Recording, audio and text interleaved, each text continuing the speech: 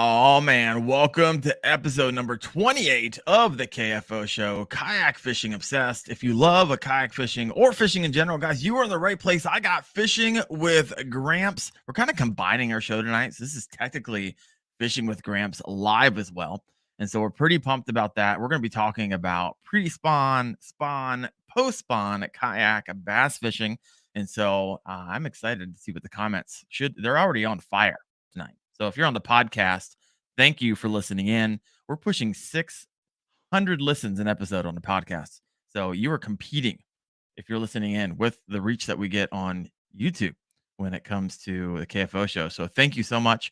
Real quick, tonight we got the Cast Cray giveaway. My man Rick over at Cast Cray. If anybody becomes a channel member, either my show or Fishing with Gramps show tonight, I will send you a $10 gift card to castcray.com. And so I'm going to be showing off one of their baits tonight that has been killing it. And so you might want to check that out. Remember, this is an interactive show. And so that's all the news I have. So let's go ahead and bring Gramps on. Fishing with Gramps. I mean, Two Brothers Fishing. I mean, JT Hickman. Oh, back to Fishing with Gramps again. Are you going through a midlife identity crisis the past 2 weeks? What's going on? What are you talking about?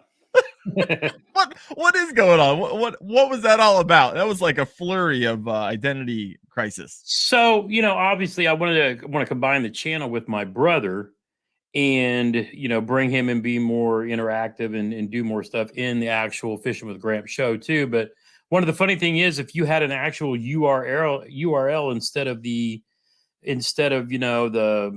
at, channel name, you have that URL until your channel disappears. So even if I wanted to call the channel Two Brothers Fishing, I can't use that URL. It has to be youtube.com at Two Brothers Fishing. So we're going to set up a whole new channel. And what's going to happen is, and it's also partly because of tax purposes for my dumbassery for, when I have a boat, computers for editing, and you know how it is.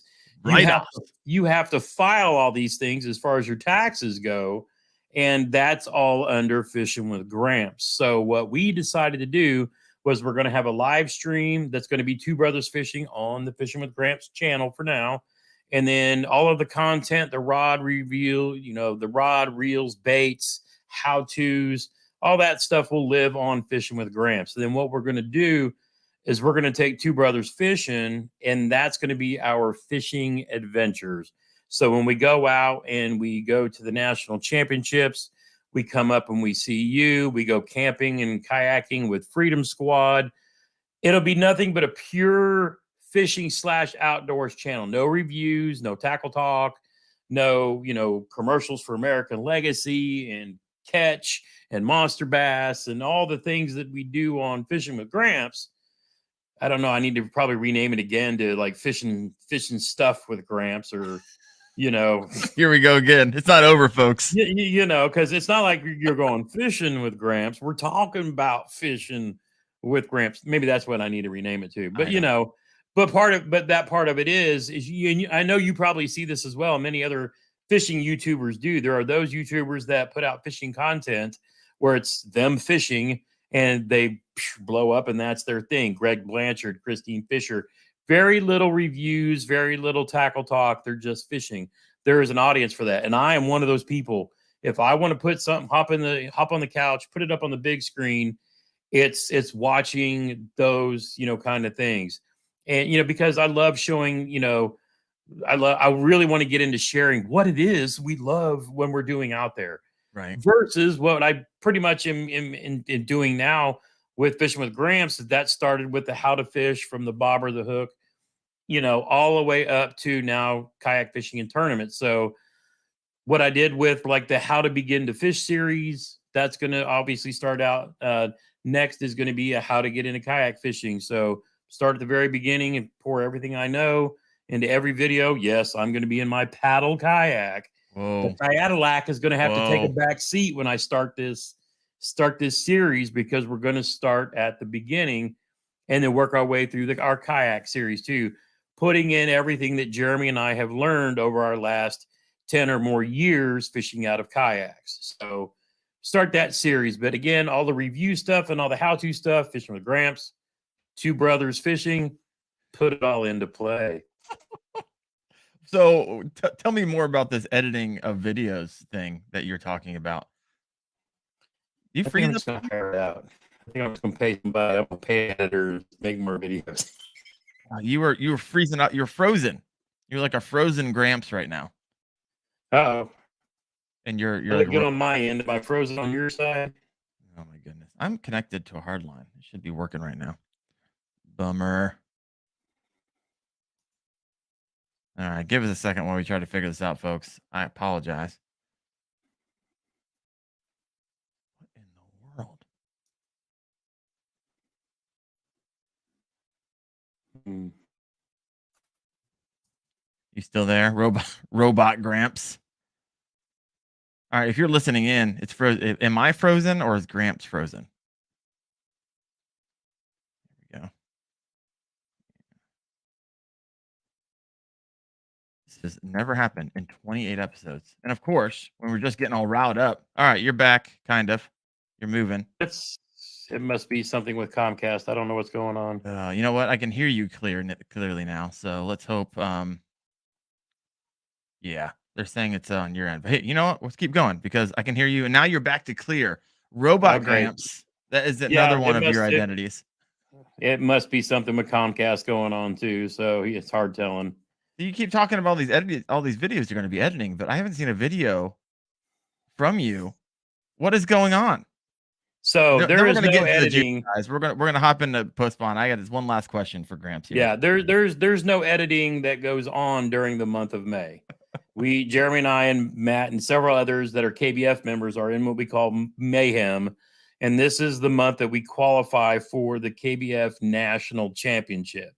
So the top percent of each state that are competing goes to the KBF National Championship, their State Challenge Series National Championship.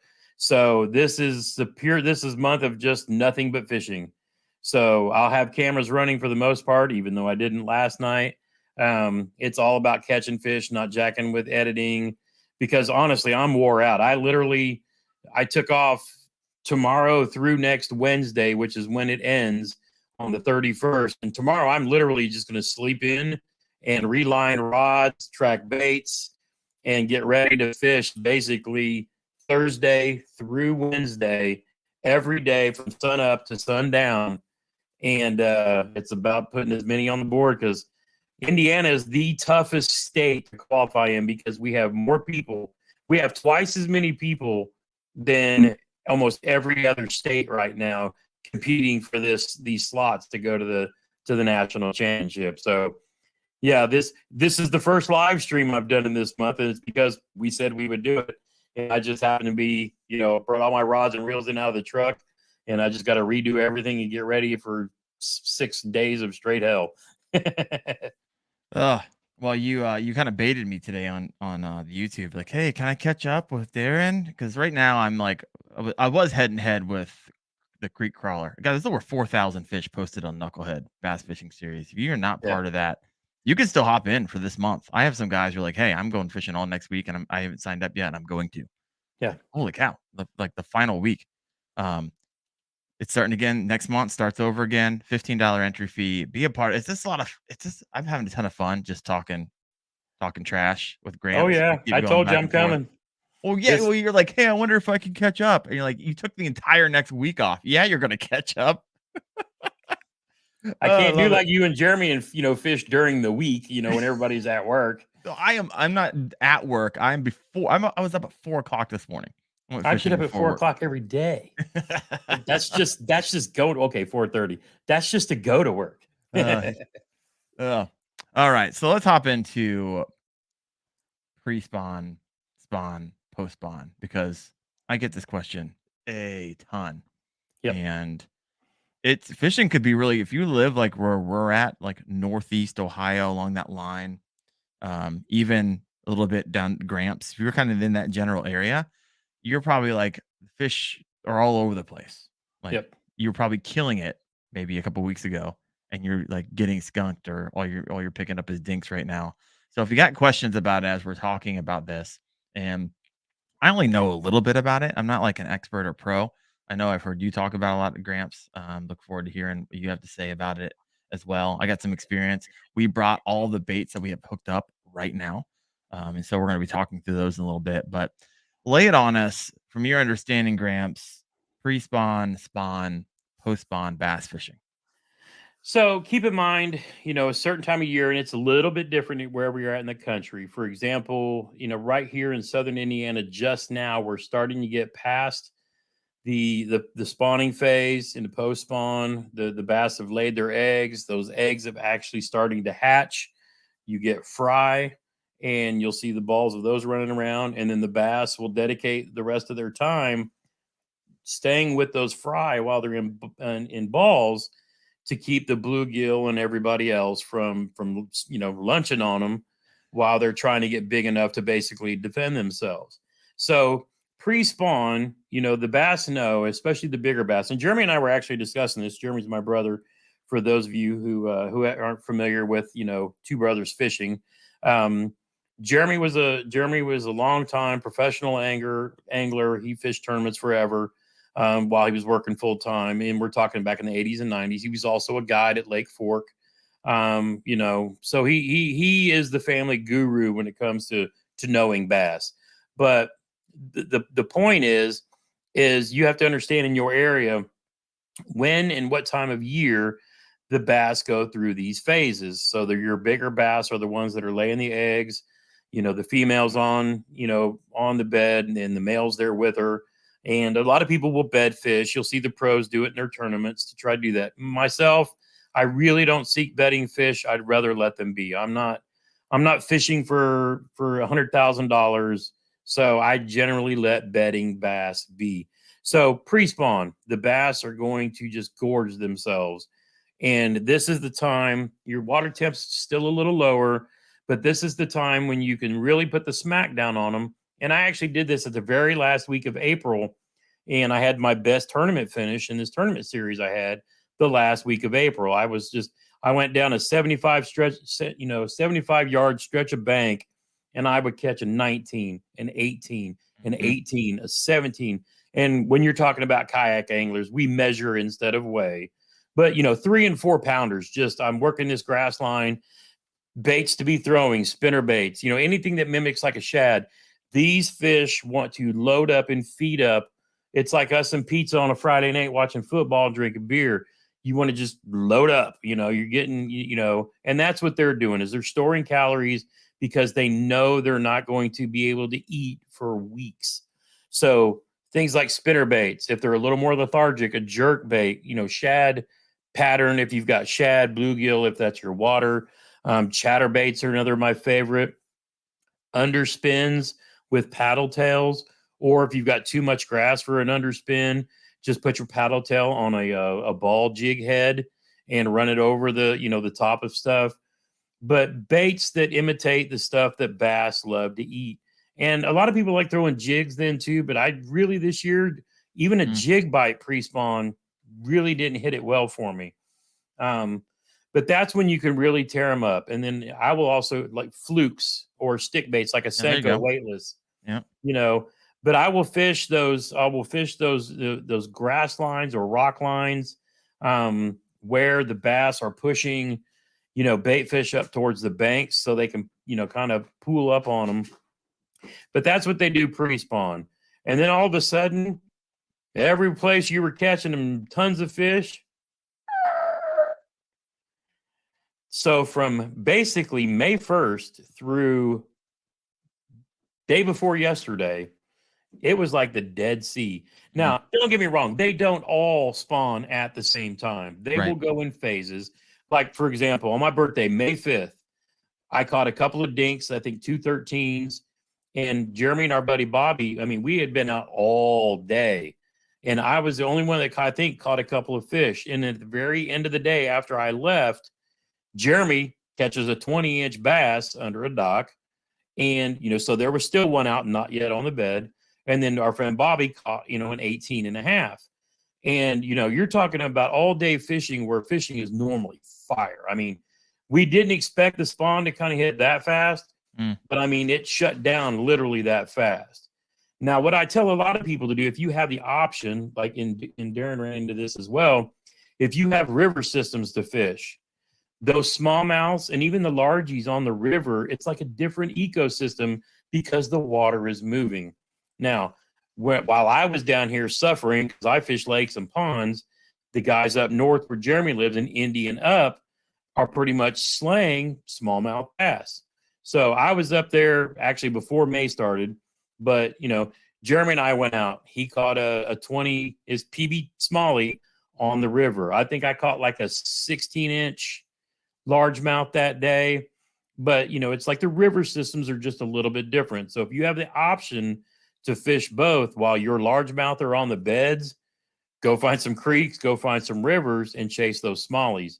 Because like in Darren's, he came over to Indiana and went and fished with another YouTuber and was, 2 hours north of me, caught a nice 18-inch, fish.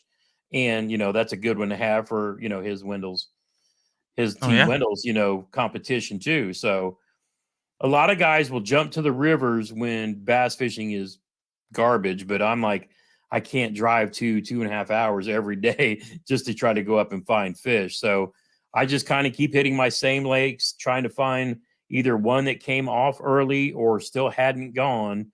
And I did that with a couple of like 15s. I grinded out some 15-inchers, some 14-inchers just to get on the board. And then, it was just one of those things where now here in Southern Indiana, it's starting to heat back up. Mm-hmm. So I'm hoping my lake that was pretty dead last week, but I did catch 2 18s on. I'm hoping to see those 19s, 20s, the 21s that are known to be there. So I basically got 10 days where I've got 2 different spots that I'm going to hit that I'm really hoping post spawn is in effect, where now they're done guarding fry. They're done with their parental duty, so to speak.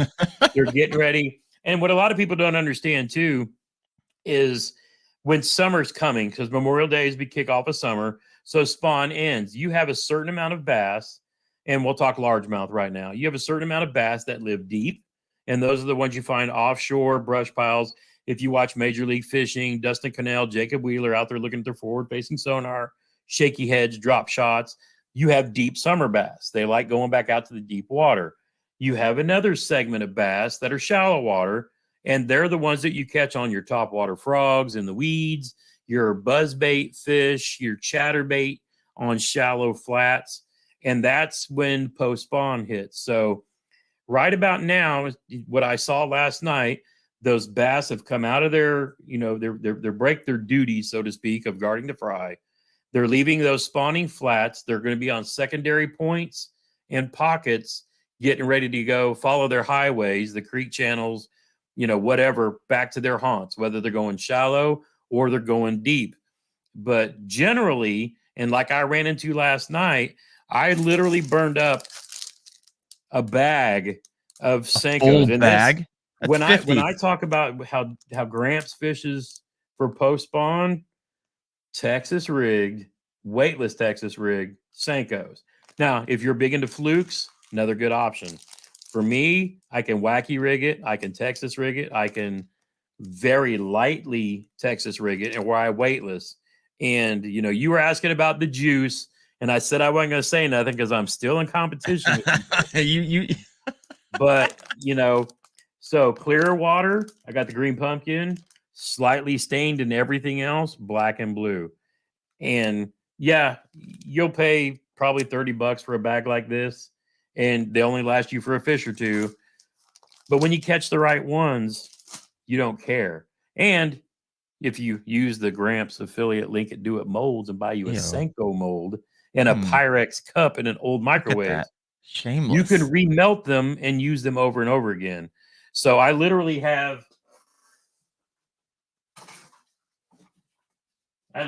piles of old Senkos laying around that I will remelt, add some salt to, and use them again. And there's a lot of people that like the Yum Dingers and others, they more durable, more bang for your buck. But I'm telling you what, I've tested them all, and I know what gets me bit, and I know what I use when it matters. It's the Yamos, so the fact that I can also recycle them, it makes a lot of difference too. Yeah. So, post spawn, I'll even call it pre-post spawn, because post spawn I consider when they're really heading back to their haunts. So if you find a secondary point off of there, that's where all of the fish will be bundled up. And I ran into this last night. They were at a rocky point in like a grass line, and I would just throw a Senko in the pockets of this grass, shake it a couple times, and like I said, I told you before the show, I caught between 20 and 25 fish from 12 inches up to 17. And in this lake, the 17s and 18s are the biggest fish.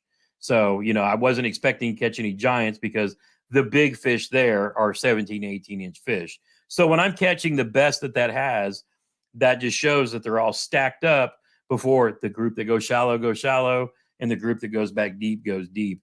And it was just one of these things. I mean, I was probably fishing a 40-yard stretch around this point. I would go down, catch, turn around, and I would just don't leave fish to find fish in the post spawn. If you found any, you have found many. Write that down. If you have found any, you have found many. And keep fishing it. Keep fishing it. So I lost. I was fishing this morning and lost a GoPro. It's sitting in 20 feet of water right now. I've lost at least 3 GoPros in my YouTubing career, and one Canon M50. Oh, ouch! So that's like it's half a G, isn't it? Yeah. Oh my goodness! I got a quick question here. It's not fun. Now, if you ever and I learned this later, I've heard that there are camera companies or professional photography studios. They can actually clean those cameras, and a lot of times they can bring it back like it was never. I think it just depends on if the camera was on while it got wet, or if it was like mine, it was in a camera bag that got soaked, but it was off. So lesson learned. I shouldn't have just thrown it away, but like Bass Ackwards 13 is saying, he did well with the weightless rig today. Yeah, the weightless. How do you buy bulk Yamamoto baits? It's funny because I wish they would have them at American Legacy Fishing, because that's it's my go-to rod and reel place. But baits.com, I think, is the actual retail store for Yamamoto baits. And then I think Fish USA, Chad Hoover's store, or who he works with, that's actually where I got these at. But yeah, I like buying them in bulk, 100%. And if you're lucky enough to get some of those, Fish USA gift cards that Chad gives away often for Knucklehead, for Cash 22 and stuff like that, that's a great thing to buy. And then, like I said, one Senko mold, because the actual Senko mold is licensed with Do It, so you can actually pour the actual Senkos at your own place and do that too. So now, and I've actually got a big bag of those too that I keep saying I'm going to use. But that's got to go on a shirt. Rip GoPro. I need one now. I'm part of the family. Fun fact: the Yamamoto Senkos, the ones with salt in them, they actually have a patent on that for a certain amount of salt. So you can get yourself in trouble if you start mass producing Senkos with salt in them. You get big. That's I've heard their legal team is one of the fiercest in the business. You can make any bait you want and give it away, or use it yourself. Like, you can make the Chattergramps. Yeah. Just Do It Mold sells all the stuff to make your own Chattergramps, but you can't sell it. You have to have that little extra ring in there, but that takes away from the action. Yeah. So really quick, let's go back to the pre-spawn, post-spawn, spawn. I think it's important to note, because a lot of people think, okay, it's spawn. Every fish in the lake is in that particular spawning stage. It's just not true, right? You have some going in, some in the middle, maybe even some going out, depending on the timing of that. And that happens for a reason, right? So if every bass goes to lay eggs at the same time, and then the water turns and kills all the eggs, well, you're not gonna have any eggs. And so it happens in waves over time. So don't be too incredibly discouraged. They're still out there. There's still be caught. This morning, I was fishing with Bowfin Junkie before work. He's actually over here. And I was going around this island to another spot that has a deep ledge that I like. It's about 10 feet deep. And I passed probably 100 bass beds. And just bass were scattering left, right. Oh, yeah. And I don't want to sit there and goof around and try to, irritate them to the point where they bite. I just passed them on. Like, I'll see you guys later. But they're big ones. I was like, but went around the corner and started throwing this wacky rig and I just let it fall. It wasn't even a Gary Yamamoto. I usually have the Yamamotos because those are like my favorite. I ran out. I got a bulk bag coming. I think I got mine from Tackle Warehouse or something, wherever sells them. And so those are in the mail. I love the Black Fleck, GP Black Fleck. But Bowfin just caught one. He's borrowing my measuring board because he flipped his kayak last week and all of his stuff untethered went to the bottom of his lake. Poor dude. He had to go diving early this week. He found most of it. But nonetheless, he uses my catch board. I throw it out and it probably falls 10, 15 seconds. And boom, I hit this guy. Where's he at? Right here. 18 and a quarter. And then 30 seconds later, catches like 17 on the Wacky. So they are still out there. And I think he just mentioned a moment ago that I had to leave because I had to go to work, and he was still out there for the day. And he's like, hey, I actually marked some fry over in that area. I think you landed your wacky worm right in their bed. I didn't know it because it was 10 feet deep, but they could be kind of anywhere. Yep. And so they're still out there. One of the telltale signs for me around here is kind of when there's like the shad spawn. When I start seeing bait balls of shad everywhere, that's usually and I see them all the lakes in Northeast Ohio up here. That's usually when it's like, okay, it's happening, right? When the shad are spawning, typically the bass are spawning, and it is go time. And so, see, down here, our shad spawn is like right after or right during post spawn. So it's like right when those fish need to load up and eat, they got plenty of stuff to munch on. Right on. All right, we got a bunch of questions that we've kind of passed over here because we've been in it to win it. Oh yeah. Josh Anderson's like, I haven't catch him on the wacky rigs right now. Absolutely, all day. And I just started breaking out my wacky rig. I'm going to go through some of the lures I have tied on right now that have been performing for me, at least up here in Northeast Ohio. And I'll let Gramps do the same. Maybe. I think he may already given away about as much as he wants to give away right now. But we can talk gear and equipment, hooks, there we go. And things like that too. Yeah. So Josh asked, what's the best lures to use for this time of the year? We'll get to that in a minute. We got Daniel Pierce saying frogs have been killing it for me here in the west side of Indy. So that's like Avon area. I used to live over there. Jeremy's been smacking them on a frog as well. Nice. Speaking of Jeremy, funny story. He can't get bit on the wacky rig. I know. I can't catch him on a frog. He can't catch him on a wacky rig. I love it. Elizabeth, I believe. Elizabeth, are you down in Florida? She's like, I haven't even thrown a Senko this year. She has other things that must be. She's too busy catching those 21 to 23 inch bass. I know. Chuck asked, how do I ask the question? I'm just trying to, usually if you write question before your question, it helps me identify it because I'm like listening to Gramps, asking questions and moderating, trying to figure out who's asking questions over here. So just write question before your question and I start and circle back on it in a little bit. All right. So if you got a question about pre-spawn, spawn, post-spawn, go and throw that in. We're going to kind of move on a little bit here. But the lures that we are throwing right now. And so we'll just kind of go back and forth, Gramps. You go, I go, and we'll just kind of run through them all. And the ones that have been working for you, ones that maybe usually work for you, but for some reason are not. And just kind of any thoughts you got on that? Well, the first one that didn't work was the frog of patriotism because I love taking those pictures and posting them on Instagram and in the community tab just because the fam loves seeing them. But let it be known, I cut it off and tie a buzzbait on right after that. But, it's just one of those things. So let's talk a little bit about the wacky rig because to me, that is the simplest. And it doesn't matter what kind of gear you have, whether you're fishing G Loomis or Abu Garcia Black Max. It doesn't take a lot of fanciness to do it. You can go as big or small, and that's the great thing about fishing, as you want. But 8 to 10 pound test line, sometimes 12. And I use straight fluorocarbon. I know a lot of people like the braid to various leaders. I'm with you. I get rid of all the nonsense. I will throw braid on a spinning reel occasionally if it's some situation where I just cannot see the line. I tend to go that route more in the summertime if I'm fishing on longer, brighter days, just so I can see the line moving. But for the most part, it's 8 to 10 pounds Seaguar and Vizix fluorocarbon. There it is. Now, tell me what kind of hook you like to use on your wacky rig. right here. You guys see that? There it is, baby.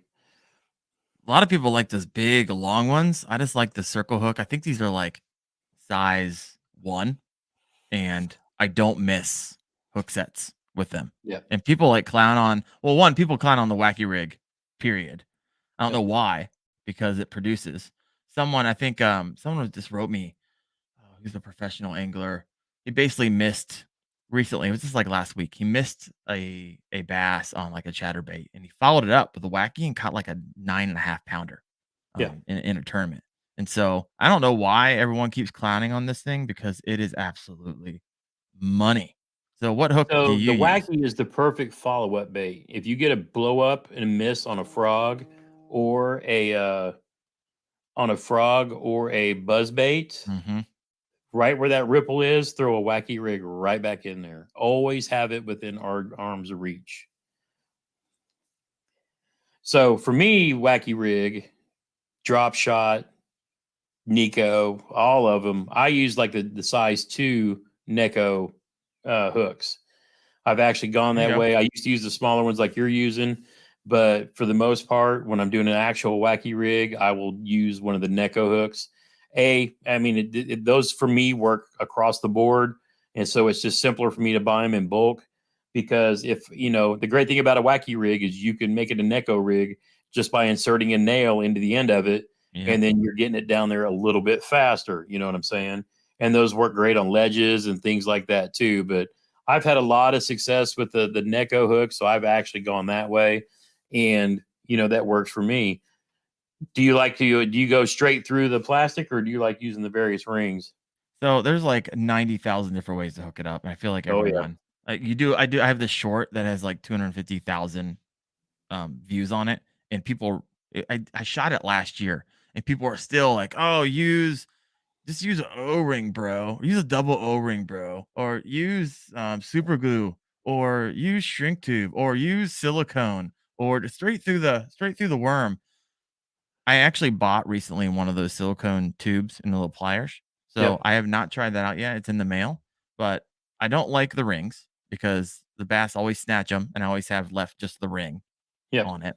I never get around, and I like pre-rigging all my stuff. I don't like to be out there in my kayak, like trying to figure this out in the midst of the moment. And if you put a lot of times those O-rings and leave them on the worm, you'll come out the next morning and look at them, they'll all be cut in half because yeah. of the pressure of that The O-ring. word you want is the worst for that is the Berkeley General. Oh, really? I hate the new mix that Berkeley changed when they went to the newer whatever it was that replaces the power bait. Their baits are so brittle now. I was actually going to go out and try some of their generals because I wanted to do the max scent and blah blah blah. I put an O-ring on there and it split it in half before I made the first cast. I was like, well, now I have two Ned baits. But I'm like, come on, Berkeley, you don't have to make it so fragile. I mean, they make a dinger that will last forever. That's not quite a Laztec, but it doesn't have the same fall rate and motion Gotta of the fall. Yep. Senko. And so I just have to fish. I have to fish the Senko because for me, it's what I'm the most comfortable with. Yeah. Um, I mean, what I love about the Wacky, and if you haven't used it, a lot of guys, I see a lot of people lighting it up, like, oh yeah, I caught an odd pound. A lot of people use it. Some people don't. I love skipping this thing.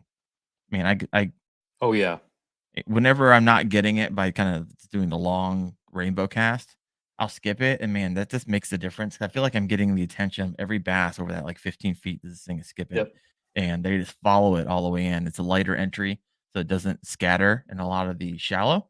And so I'll fish GP black fleck in real shallow water, like 2-3 feet, and then I'll move over to the Yamamoto's when I want it to sink, and that's what I was using, I think, this morning.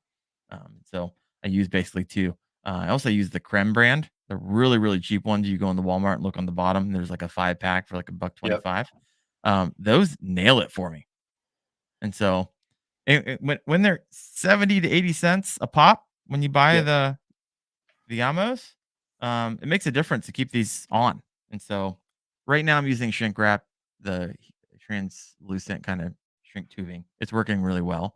But I'm going to try the silicone. And I tell everybody, watch for your Walmart, your Ollie's, whenever they're having their clearance bins and they're getting ready to load up with the new baits. You can buy a pack of Senkos for $1.50, and it doesn't have to be Yamamoto Senko. Those are my favorites, but Strike King makes the Ocho that are really good. Reaction Innovations got the good stick baits. There's a lot of good companies. The Dinger. I mean, they will all catch fish. But like you said, I love being able to skip that under docks. For those who fish along creeks and whatnot, you've got a lot of overhanging trees.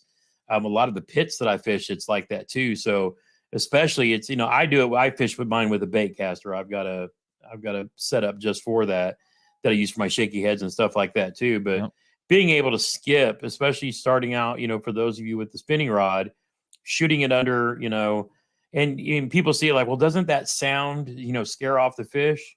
The plop of a bait going up and coming down scares them more than that scattering over the top like you're skipping a rock. Because if you think about it, bass are chasing shad out of the water all the time. They're used to that in and out of the water sound. What they're not used to is something that sounds like a rock dropping on their head, and they're like, what was that? But if you can get where you can skip it in there, because a lot of times I'll skip along a weed line just to make that sound of the bait fish scattering to get their attention and not scare them too.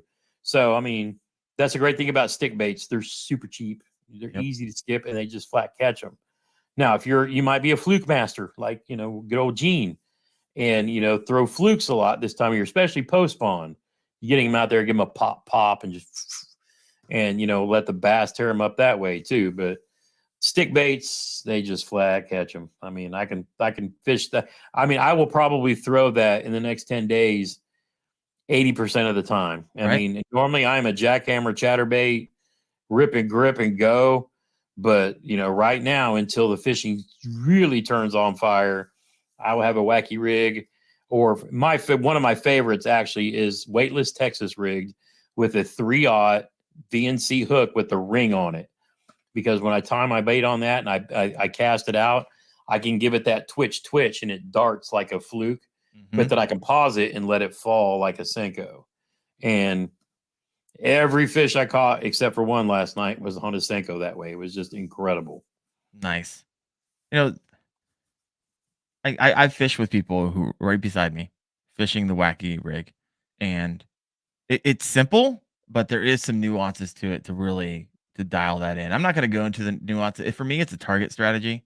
I've done a video on this where I go to take the deep dive, but essentially, if I don't, I throw it, let it fall 5 seconds. If it doesn't hit, I tug, pause. I do that 5 times.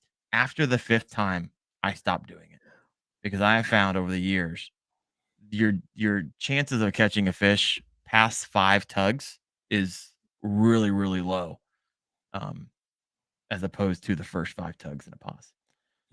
And then you're just being efficient, keep moving until you find them, and then once you find them, keep moving. But I've seen people they'll keep on tug pausing all the way back their boat, and it'll take they'll spend half their time in a really low percentage use of that particular bait. And so keep that in mind. Do that 5 times, reel it in, target another area. You're gonna have more luck doing that. All right, let's move on. Second bait. I'll go ahead and jump into this one because I used it this morning and caught one. I was out with Bowfin Junkie. And of course, it's a spinner bait. But right now, I like willow leaf. If I had a double willow leaf, that's what I would be using this morning. But I had a Colorado blade, a willow leaf, light colors. I never fish a spinner bait without a trailer hook. And I just started adding this guy on the end. So I'll take like a Yum Pulse, kind of cut it in half, and run that on the back. And you should see this action as you pull this through the water, as this looks like crazy, absolute crazy. And it got bit this morning. It was a lot of fun. Dropped it probably 10 feet into a 20-foot hole and just started pulling it. I killed it, and boom, it just nailed it. And so some nuances there to the spinner bait. Most of the times they just come bare like this. Find yourself, sometimes they come with a trailer hook, and add yourself a little paddle tail. You got yourself money. Got a lot of those. You ever done that before, Gramps? This little deal? I've been more of a fan of like a twin tail kind of thing. So the old school twin tail, like double split kind of grubby things. Yeah. These days, since I have so many big bite baits, kamikaze swim-ons for my chatterbaits, I will use those on spinner baits as well, just to get those two little tails going. But something like a rage tail, things like that work really well too, to just get those little kicking actions. Yeah. But I really like to keep it. I really like to keep it as light on the spinner baits as possible. I really become a fan of the Megabass spinner baits because they have behind their skirt, they have the two or three longer tails that kind of fill that role in there too. And then they have a little bit bigger than willow blades on theirs, but they just, they smack them too. Brown bait, you despise trailer hooks. I'm curious on why, because that's usually where I hook most of my bass is with that trailer hook. So go and throw it in there. I'm just curious. I'm not like trying to call you out. I'm curious why you don't like them. Yeah, Greg, I hate fishing the spinner bait. I really don't like doing it. I think it's boring. You throw it out. I'm not controlling any of the deflection like you can with a lot of your other hard baits outside of killing it. But it just happens to catch at this time of the year when nothing else is, because it's imitating the shad, right? That's what it's doing. Yep. Speaking of mega bass, I purchased the most expensive baits that I own, and been having quite a bit of luck with them. This is one of them, the mag draft. This is 8-inch mag draft. You might have saw this. I posted it not too long ago. They call it the mag draft because inside of it right here is a magnet, and you can kind of set this hook back in here, and it kind of holds it tight. And you don't fish this super fast.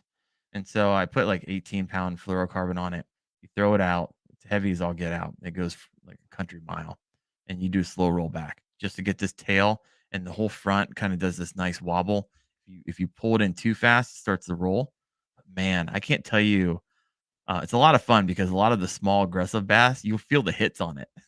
Yeah. You won't catch them, but you just kill like bam, bam, bam, bam. They'll keep on slapping this thing.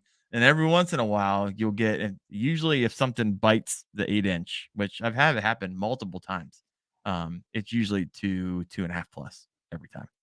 Yeah. So mega bass. I've actually got one of those. I'm gonna start throwing it here in the post spawn in the pit that I'm gonna be fishing this weekend. It's got, comes up and you got the 9-foot ledge and then up into the shallower, and it's not choked with grass. And I think they're gonna be sitting down there. It's just funny. Yeah. So they make a 6-inch in one of these as well. I just got those two. I caught one on it this morning. If you're getting a bunch of smaller bites and they can't quite get their mouth around the 8-inch mag draft, maybe size down a bit and you're good to go. So this has been working at least this past month.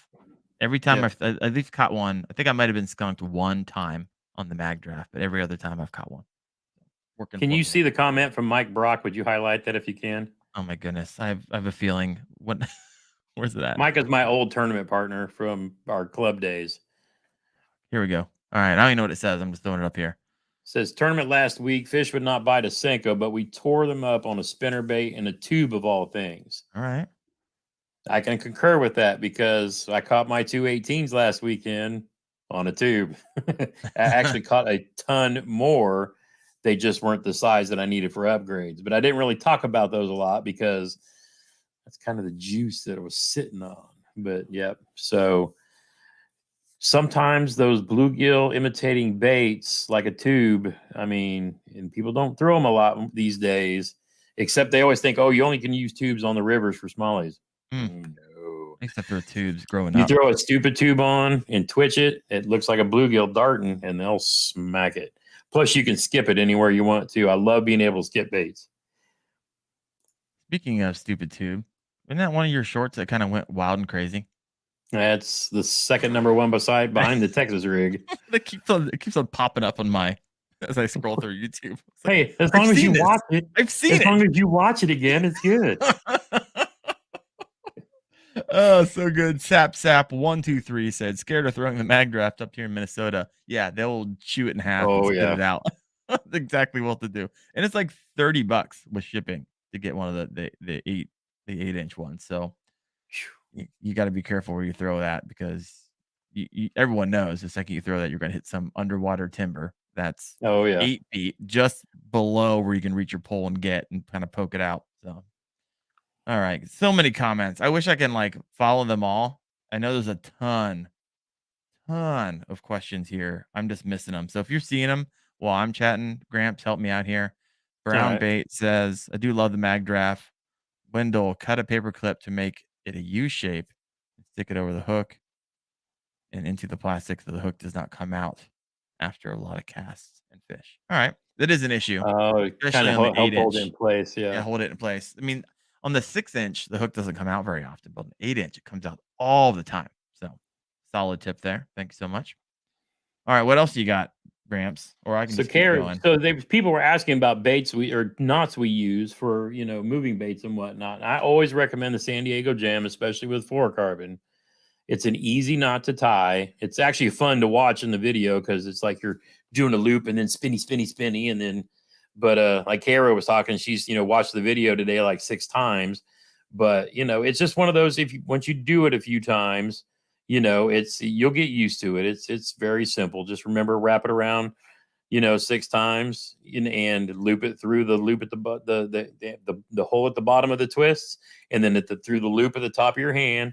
Just gently pull it tight, wet it, and then cinch it down, and you'll be set. Because if you don't tie a polymer perfectly, then on a hook set, if you really snap it, the line can cut into it. So San Diego Jam and then double San Diego Jam for all my harder hook sets, jigs, Texas rigs, things like that. But realistically, once you get used to doing them both, they're really simple to do. Interesting enough, I tie a Palomar for everything. Yep. But I can still see. I can still see if I tie it correctly. Yep.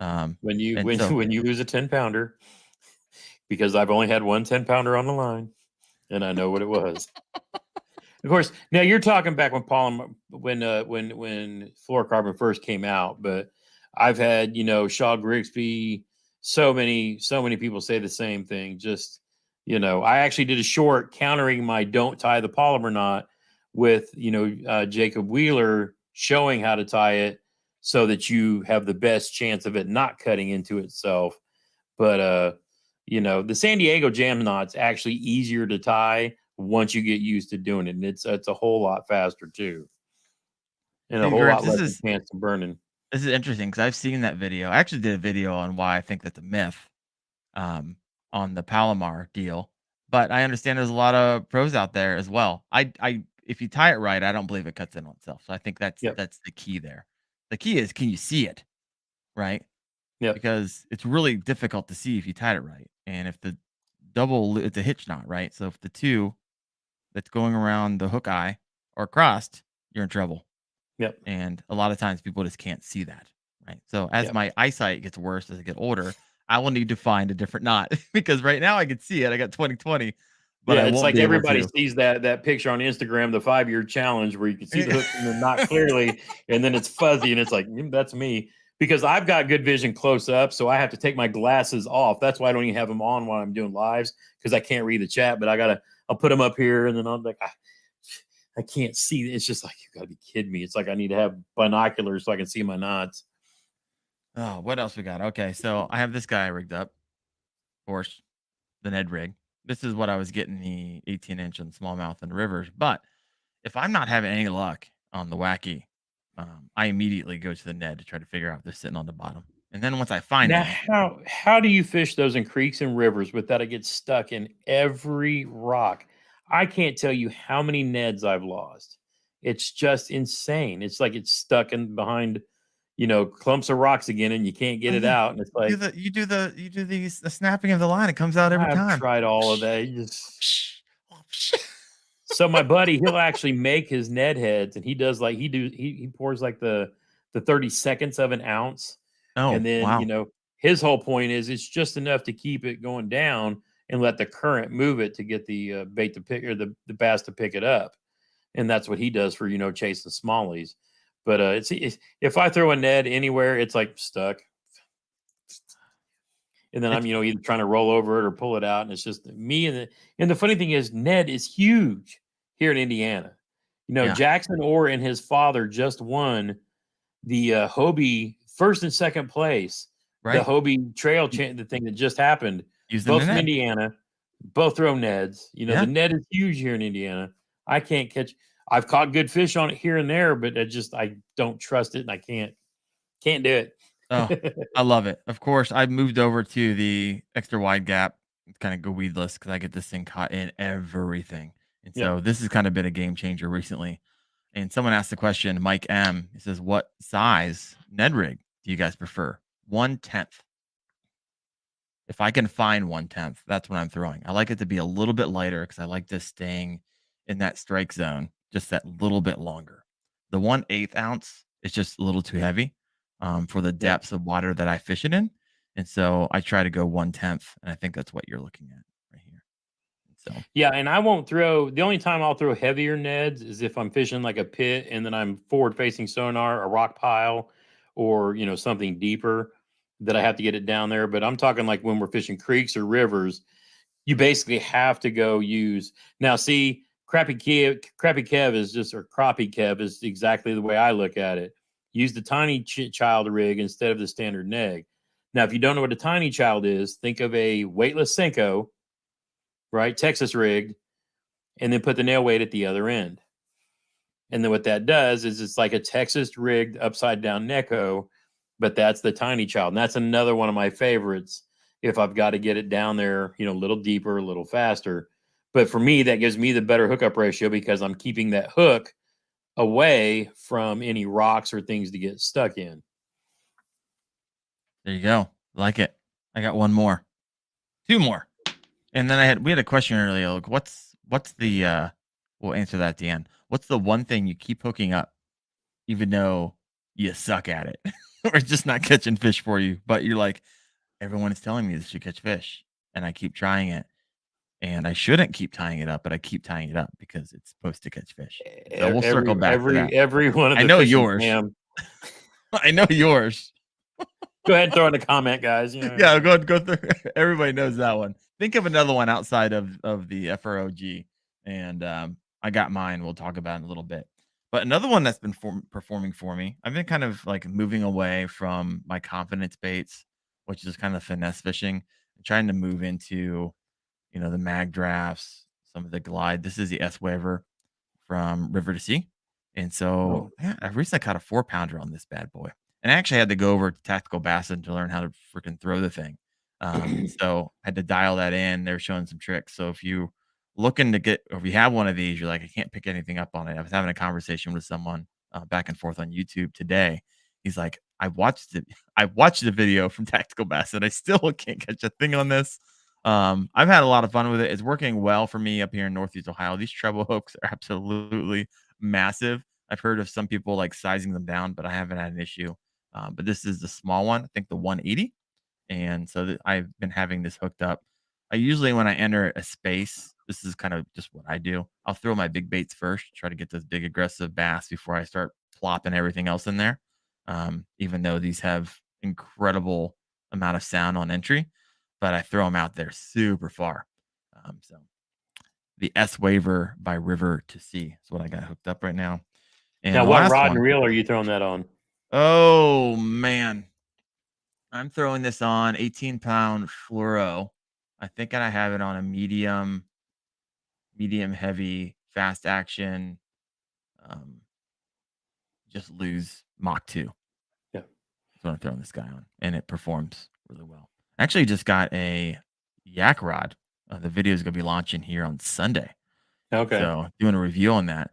I don't do a lot of reviews on gear, but I got this one. I was like, okay, I'd like to catch a bunch of fish on a rod before I do a review on it. So that one's launching. I'm not going to take a detour there, but Nope. launching Gotcha. on Sunday. I like to do an initial impressions, and then I'll come back with after I beat it to death. You know what I think my expectations are going to be, and then was I happy? Was I disappointed? It was just like, ugh. And I don't care since I'm not associated with any brand except for American Legacy Fishing, and they sell them all, so I can easily give my opinions on all of them, whether I like them or not. And it's just I'm just another guy with an opinion, and some people value that or not. So I value don't. your opinion. I like your Well, I opinion. mean, but some people are fanboys and they want to hear what they want to hear because it's a rod that they think they want to love or Yeah. their brand. because I'll tell everybody, I will throw 6 cents, Guggen rods, Lew's rods, Abu Garcia, all the way up to G Loomis. I don't care. I'll play with them all and then just give, what I think is a value to it or not, because, it's a matter of, people earn what they earn and, spend what they want to spend on things. But then some people's opinions based on their loyalty to a brand to a T. And I don't have that. I don't, I will throw it all and, just give my initial impressions, especially if I think it's worth the money or not. Yeah. We just had a conversation not on a live show. I called you up. I was like, you know what? I have 0 sponsors right now. I'm not associated with any kind of pro staff. And I really like it, right? Yeah. Because it allows you to say whatever you want, whenever you want to say it, about whatever you want, however you want. And so it's really, really nice. And hopefully that gets communicated. You could trust it. We have there's no ulterior motive. I'm not ripping a brand, so I don't have to pull my punches on how I really feel, because that could come back. And so all this stuff is real. And so I hear what you say. I like your style. American Legacy is a company that carries all brands, so it kind of frees you up to do whatever you want, say whatever you want, whenever you want. So right on. I like it. All right. The thing that I have hooked up that I've caught fish on it, but I can't consistently catch fish, and it's not catching the bigs like everyone tells me to. Tells me it's going to. Here, let me go back to this. And it is, drum roll. Oh, come on. I'm trying to find a comment. Your brother actually said the comment. It's the chatterbait. Freaking chatterbait. Why can't I catch anything on the chatterbait? I've watched all the videos. I've tested it out. Now, granted, I pulled the skirt off this one because I was like, okay, I got a yum pulse on there. It's just I have jackhammers. I've tried those, tried the original chatterbaits, what you're looking at here without the skirt. They bite, but I have so many other baits. And so what's the trick, Gramps? Because I know you land them. And I was out on the lake last Saturday. And the guy's like, oh, yeah, I caught a 20, a 17, and 18 on the chatterbait. I was like, what am I doing wrong here? So there's a couple schools of thought, and I take most of my advice from pros that I know throw a chatterbait quite a bit. And don't get me wrong, a chatterbait will get you bit a lot of times where just other baits don't seem to want to work. But man, you will lose chatterbait fish too, and it happens to me every year. The key thing is having a rod that's built for chatterbaits, and what I mean by that is a couple of different options. I'm actually doing a review right now on the best sub $200 chatterbait rod that I have come into in my last 3 years of reviewing chatterbait rods. My number one favorite is my G Loomis IMX Pro bladed jig rod, and it's tapered, but it's expensive. Okay. So when I actually asked Z-Man in a live stream 3 years ago, what's a good, what do you look for in a chatterbait rod? And they said, you want a glass rod because of the parabolic action. And this is big in crankbaits too, because of basically treble bait hooks, or in this case, a single hook. But it's different than a spinnerbait because of that blade. That blade is notorious for blowing a bass's mouth open if you really want to go try to set the hook when you get bit. And so Rick Clunn actually did a video with a guy called, I think he was like it wasn't like the bass professor, but he's a scientist who evaluates bass in slow motion. But the key thing is when you get bit by a chatterbait, you want to lift and reel, and you want to keep always pressure on, because a bass will wrap their lips around it. And in the little bass, they're easy to catch. It's the big bass that it's hard to get that big giant hook into them, because when they close their mouth around that chatterbait, there is a big pocket of air or water. There's space there. And if you go and try to rip that with a hook set, that blade will basically pry the bass's mouth open, and you've got a 40% chance of that hook maybe catching something on the way out. So what you want to do is lift and keep steady pressure and reel it in. And at some point in time, if the bass doesn't get a chance to go down, they will adjust that bait in their mouth to pull it back into their crushers, because that's what they do, is they crush baits before they eat it. So they'll do that with crawfish and things like that. But the key thing is basically lift and steady pressure. And I know you say you don't like using a net, but a net is vital with chatterbait fishing, because I have had so many fish when they get to the surface, and I've got millions of videos, it seems like, on this. When they get to the surface and jump and open their mouth, it'll come out because it wasn't hooked. Or if they get to your boat and you go to try to reach for it, and if that's the first time they've opened their mouth, it'll just fall right out. And then whoop, there he goes.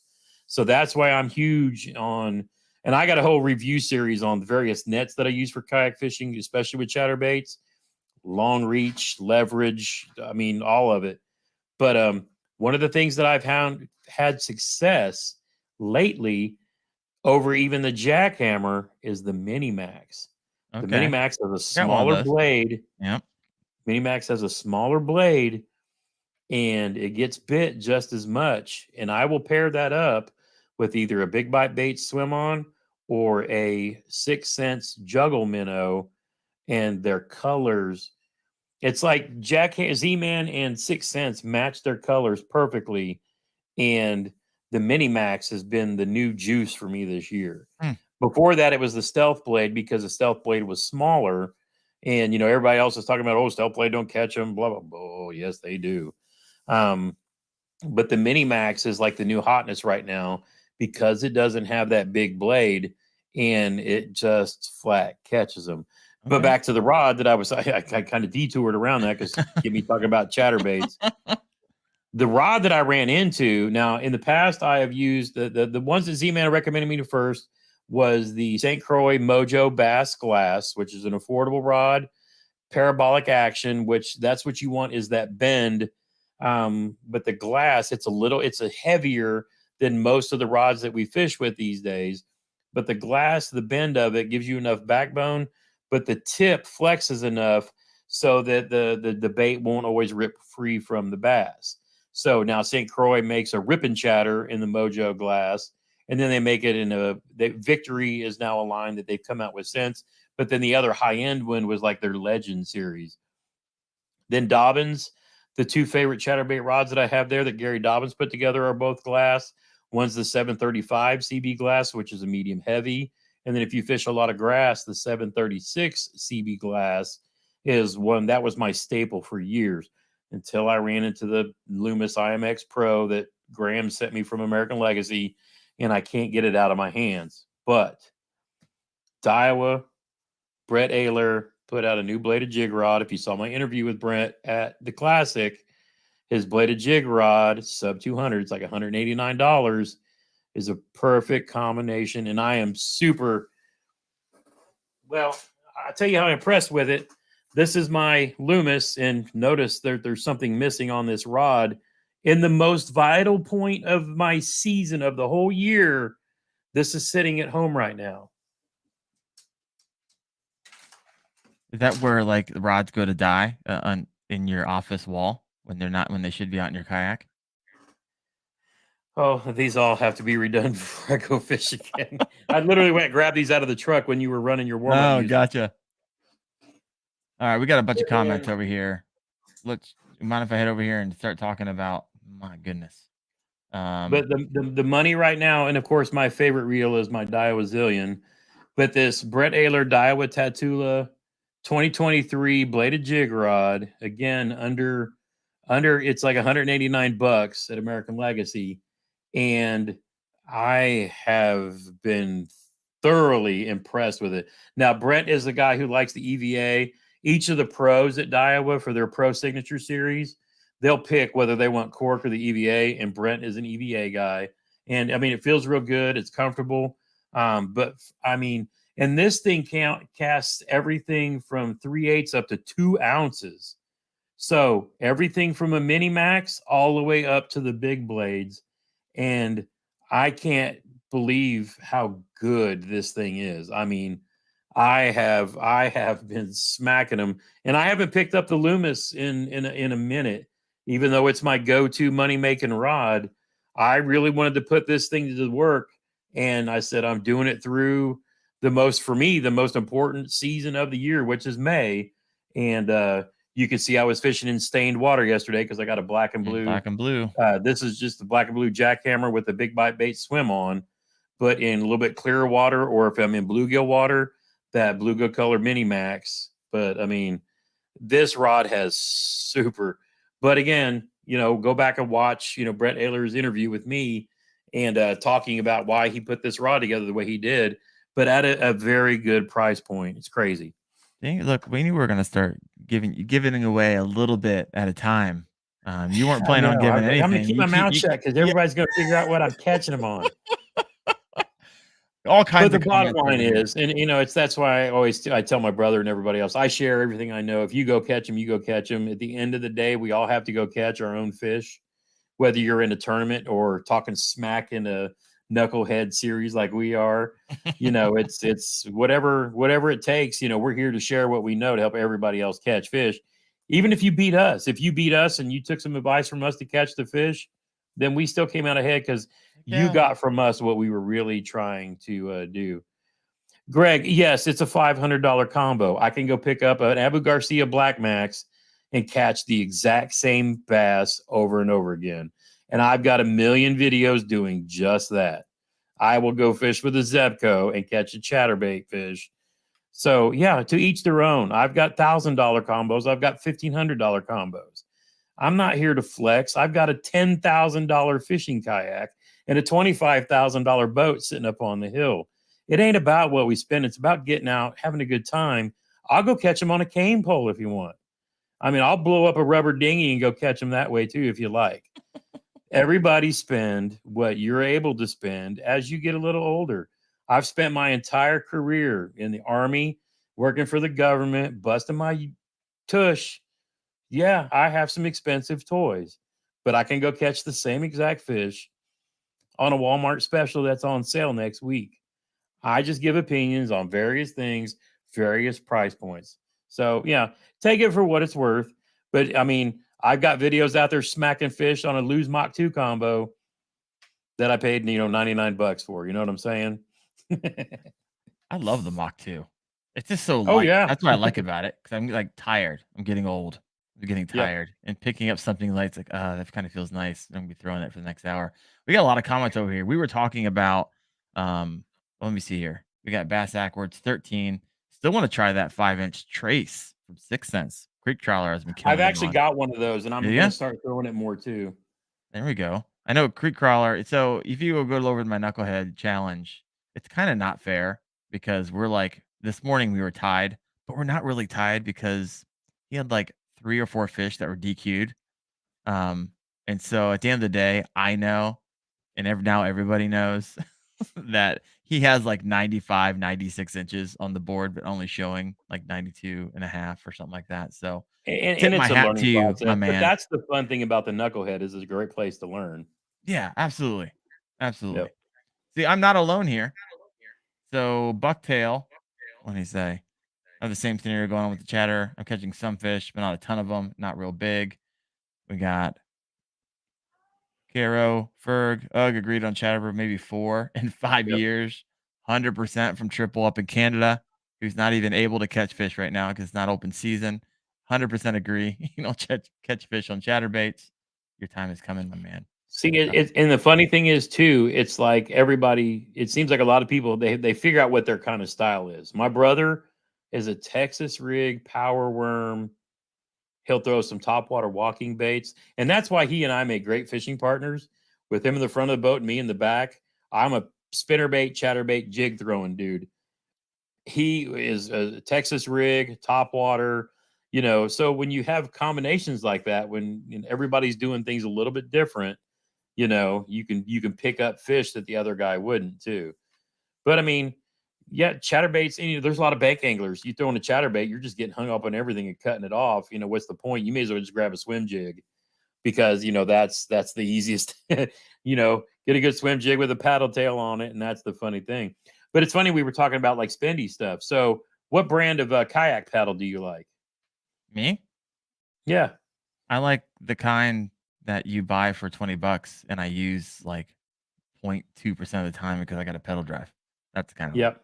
So I've had Walmart special kayak paddles for years. This last year I picked up a bending branches. There you go.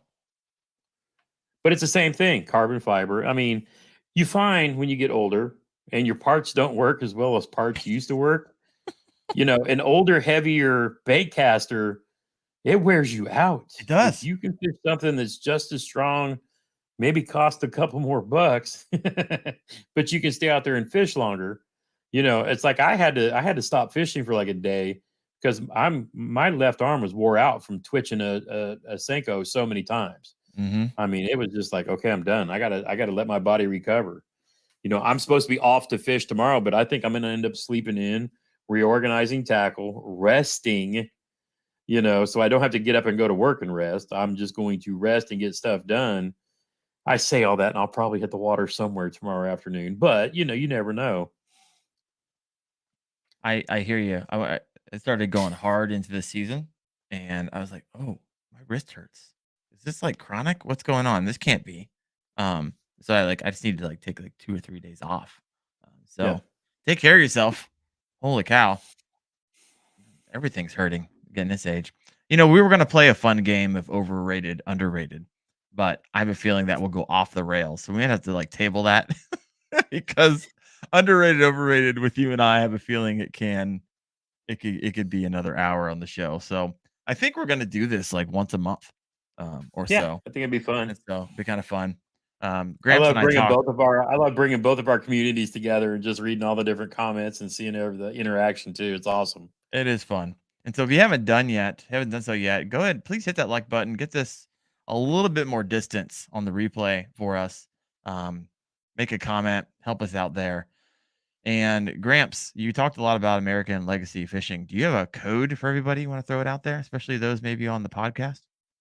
Yeah, definitely. AmericanLegacyFishing.com. Use code GRAMPS10 and save 10% on most items. Now you're going to have those things like Shimano, Daiwa, whatever, they have map pricing. This is for online shopping. If you want to save money regardless, just look up the website, call the phone number, tell them Gramps sent you, and they will always work out a discount for you that they can't give online. But if you're somebody who's buying stuff bulk, they will make the discounts even better. They will not be beat, and you won't beat their shipping. I mean, I'm just flat out telling you. And they have a wide selection. They don't have as many baits and stuff as most other places.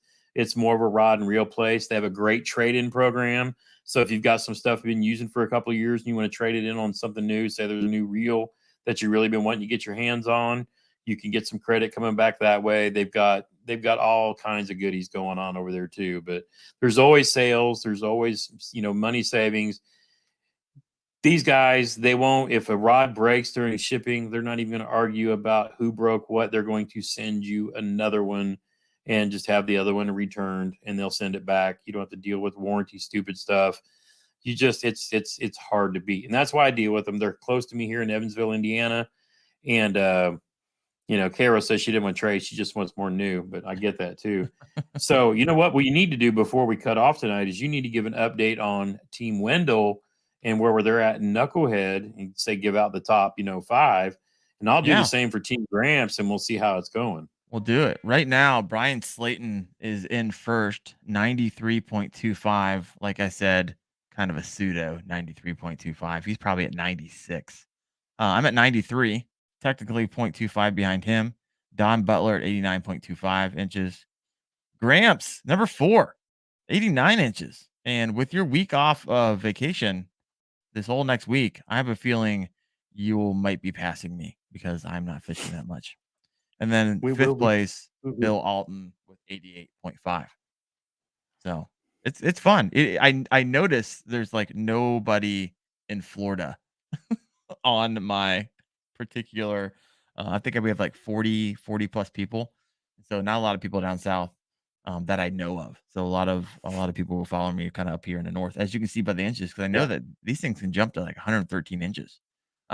When people are so leading off in Florida from Florida and Team Gramps in first place right now is Liz here in the chat with 8.75 inches. Heck yeah. Congrats. With a That's amazing. 23, a 22, a 21, Jeez. and 2 20s on the board. Killing it.